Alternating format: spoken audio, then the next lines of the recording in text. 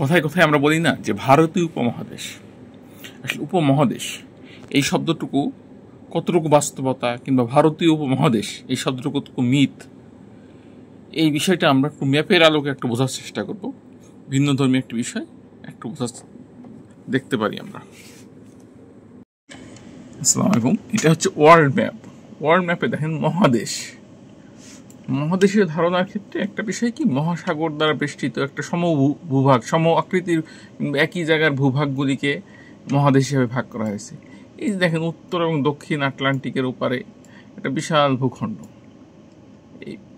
এখানে একটা এই দুইটা বিশাল ভূখণ্ড, এটাকে আমরা আমেরিকা বলছি। কিন্তু এখানে এই যে ন্যারো স্ট্রিপ যখন তৈরি হয়ে গেছে, মাঝখানে একটু ন্যারো স্ট্রিপটা যে তৈরি হয়ে গেছে, ন্যারো স্ট্রিপ তৈরি হওয়ার পরে এখানে যেটা করছে, দুইটা ভাগ করে ফেলছে, উত্তর আমেরিকা এবং দক্ষিণ আমেরিকা, দুইটা মহাদেশ।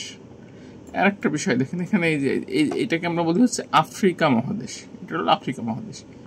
এখানে দেখেন ভারত মহাসাগর, এক পাশে আটলান্টিক আছে, এই যে এখানে আবার ভাগ তৈরি হয়ে গেছে ভূমধ্য সাগর দিয়ে, লোহিত সাগর দিয়ে। এখানে যখন ভাগটা হয়ে গেছে, তখন এই টোটাল ভূখণ্ডকে আমরা বলছি হচ্ছে আফ্রিকা মহাদেশ।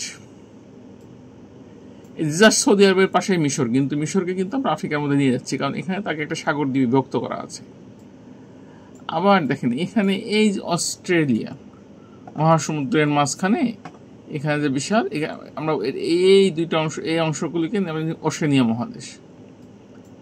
আর এশিয়া, যেটা বৃহৎ মহাদেশ, এশিয়ার আগে বলি, এখানে হচ্ছে ইউরোপ যেটা আছে। দেখেন এখানে এই যে ভূমধ্য সাগর যে পৃথক করলো, এখানে পৃথক করে এসে এই যে কৃষ্ণ সাগর সহ এই যে এখানে গিয়ে যে ডিভাইডেশনটা তৈরি করলো, এই অংশটুকু আমরা বলছি ইউরোপ। অর্থাৎ সবসময় সমুদ্র, এখানে এই মহাদেশ তৈরি করার ক্ষেত্রে একটা মৌলিক বিষয় হচ্ছে সেখানে সমুদ্রে মোটামুটি ডিভাইডেশন একটা তৈরি করছে। এখানে দেখেন ইউক্রেন সহ যারা ইউরোপে গেছে, এবং রাশিয়ার একটা অংশ ইউরোপের মধ্যে গেছে। এখানেও কিন্তু কিছু ডিভাইডেশন আছে।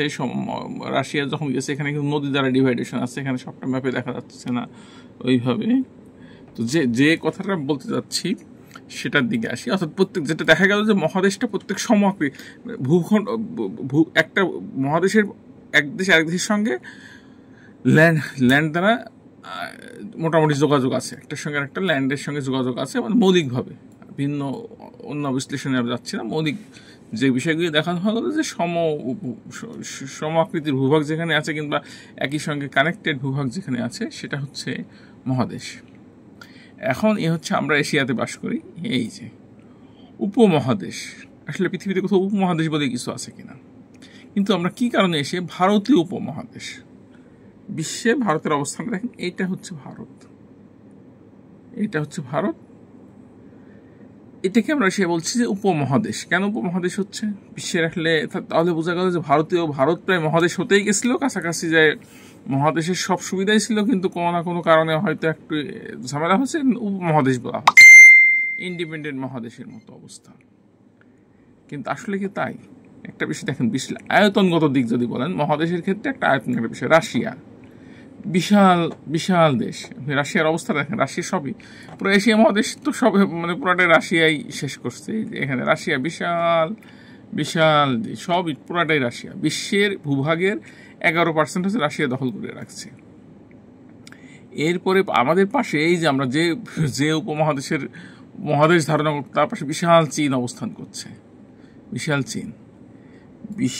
ভারতের অবস্থান হচ্ছে বিশ্বের 7ম লার্জেস্ট কান্ট্রি। এর বাইরে এখানে আসেন বড় দেশগুলি আরও আছে। এখানে হচ্ছে কানাডা, বিশাল দেশ কানাডা, রয়েছে মার্কিন যুক্তরাষ্ট্র, আছে ব্রাজিল, দেন এসে হচ্ছে ভারত। আসলে ভারতীয় উপমহাদেশ বলা হচ্ছে কেন? আমাদের এর সঙ্গে জড়িত আছে হচ্ছে ব্রিটিশ কারসাজির একটা বড় অংশ। আসলে ভারতীয় উপমহাদেশে তো বিশাল ইতিহাস, এখানে এইভাবে বলা সম্ভব না। সুলতানি আমল বলেন, মুঘল আমল বলেন, দেন যে ব্রিটিশ যে পিরিয়ডটা আসছে, ব্রিটিশ পিরিয়ডে আসলে ভারত এইভাবে যে ইউনাইটেড যেটা ছিল, ইউনাইটেডটা সৃষ্টি করছে। ইউনাইটেড সৃষ্টি করার পিছনে এখন আমাদের মূল কনসেন্ট্রেশন ভারতে আসি। এই যে এটা যে বিশাল ভারত যে ইউনাইটেড করছে ইন্ডিয়ারা। আর এই কারণেই কিন্তু আমাদের এই অংশের একটা গ্রুপ হচ্ছে ইন্ডিয়াকে বলে হচ্ছে দেবতা, অবতার মনে করে। সেই অবতার থেকে অবতারের ধারণা তৈরি করছে। কারণ কি, একটা মোগলরা যদিও মোগলদের শাসনে বিভিন্ন সময় বিভিন্ন অংশ দখল করছে, করছে যে আমরা করছে যে হ্যাঁ ভারতের সমস্ত অংশে মোগল শাসন করছে, কিন্তু একটা কি, আমরা যখন ফার্স্ট ইন্ডিয়া এটা ব্রিটিশরা করছে বাংলা দিয়ে, বাংলা কিন্তু বাংলাদেশ না, বাংলাদেশ এটা হচ্ছে বাংলাদেশ, দেন পশ্চিমবঙ্গ, ওয়েস্ট বেঙ্গল, এই ওয়েস্ট বেঙ্গল যে লাল যে এটা দেখাচ্ছে ওয়েস্ট বেঙ্গল, বাংলা, বিহার, উড়িষ্যা, মানে বাংলা মিন এই যে বাংলা, পূর্ব বাংলা, পশ্চিম বাংলা, এখানেও কিছু অংশ ছিল। তারপর হচ্ছে বিহার,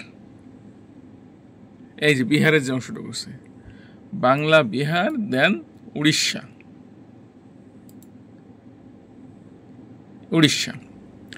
এই সবটা মিলেছিল স্বাধীন বাংলা। এরা কাজ করত, এরা খাজনা দিত মোগলদের, বাট এরা ছিল স্বাধীন নবাব। এরকম স্বাধীন নবাব কিন্তু অনেকগুলি ছিল। হায়দ্রাবাদে ছিল, এরা স্বাধীন নবাব ছিল, আবার স্বাধীন শাসক ছিল। আবার যদি বলেন ইন্ডিয়ার যে কাশ্মীর আছে, কাশ্মীরের যে অংশটুকু কাশ্মীর ছিল, এরা হচ্ছে কাশ্মীরে, এখানে এরা স্বাধীন রাষ্ট্র ছিল। স্বাধীন রাষ্ট্র রাজস্থান, এখানে রাজপুতরা শাসন করছে। এখানে এরা স্বাধীন রাষ্ট্র হিসাবে ছিল।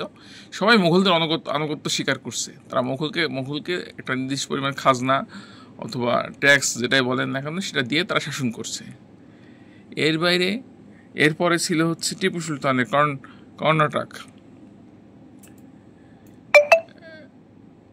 কর্ণাটক, এখানে টিপু সুলতান শাসন করছে।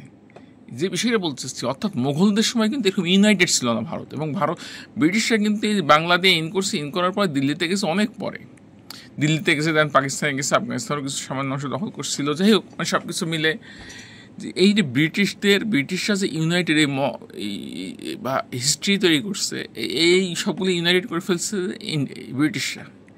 এই